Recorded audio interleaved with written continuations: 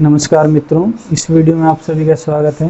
आज हम गणित का पहला वीडियो लेके आ रहे हैं जिसमें हम बेसिक गणित को समझेंगे, यानी गणित की जो शुरुआती समझ है उसको पढ़ेंगे। और उसमें सबसे पहले हम लेंगे संख्या पद्धति।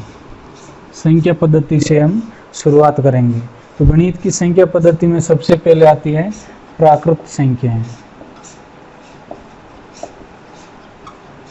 प्राकृत संख्याएं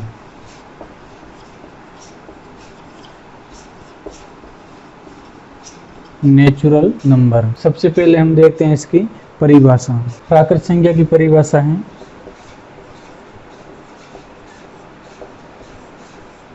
जिन संख्याओं का इस्तेमाल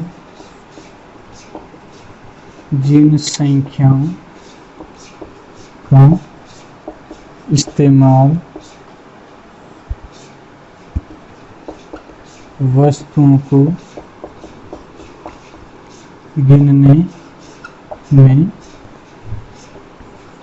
किया जाता है वे प्राकृत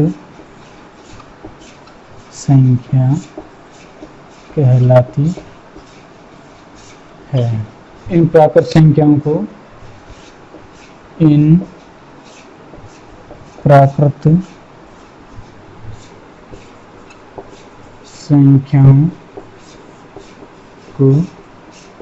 n से प्रदर्शित करते हैं।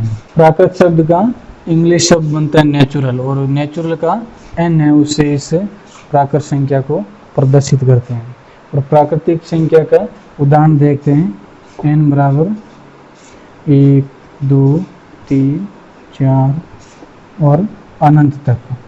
प्राकृत संख्याएं 1 से शुरू होकर अनंत तक जाती हैं, यानी ऐसी संख्या जिनके द्वारा हम वस्तुओं को गिन सकते हैं वो प्राकृत संख्याएं कहलाती हैं। जैसे 5 पेन है, 2 किताबें हैं, 1 पेड़ है, ये सब क्या है? वस्तुओं को गिनने के उपयोग में ली गई संख्याएं हैं। अब हम देखते हैं प्राकृत संख्याओं की विशेषताएं क्या है। प्राकृत संख्याओं की विशेषताएं, सबसे पहला है वस्तुओं को गिनने में उपयोग होता है। सबसे पहली विशेषता क्या है? वस्तुओं को गिनने में उपयोग। दूसरा, क्रम को जानना। क्रम को जानना यानी पहला, दूसरा, तीसरा, चौथा, पांचवा, ये ऐसे क्रम को जानने में भी हम प्राकृत संख्याओं का उपयोग करते हैं। उसके बाद है सबसे छोटी प्राकृत संख्या 1 होती है।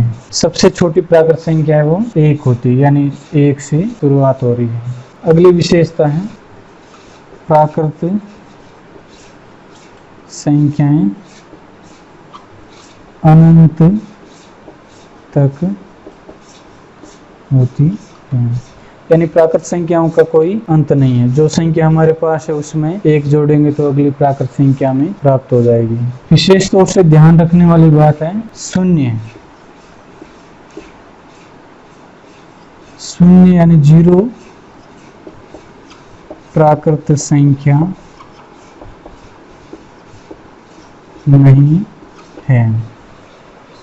इस प्रकार हमने देखा कि जिन संख्याओं का इस्तेमाल हम वस्तुओं को गिनने के लिए करते हैं वो प्राकृत संख्या कहलाते हैं। और प्राकृत संख्याओं की शुरुआत 1 से होती है। सबसे छोटी प्राकृत संख्या 1 होती है और ये अनंत तक होती है, यानी प्राकृत संख्याओं का कोई अंत नहीं है। जो संख्या हमारे पास है उसमें 1 जोड़ेंगे तो अगली प्राकृत संख्या आ जाएगी और ये क्रम आगे से आगे चलता रहेगा। और सबसे छोटी प्राकृत संख्या है वो 1 है, और इनका उपयोग क्रम को जानने के लिए भी होता है। प्राकृत संख्याओं का प्रयोग वस्तुओं को गिनने के अलावा किसी चीज के क्रम को जानने के लिए भी किया जाता है।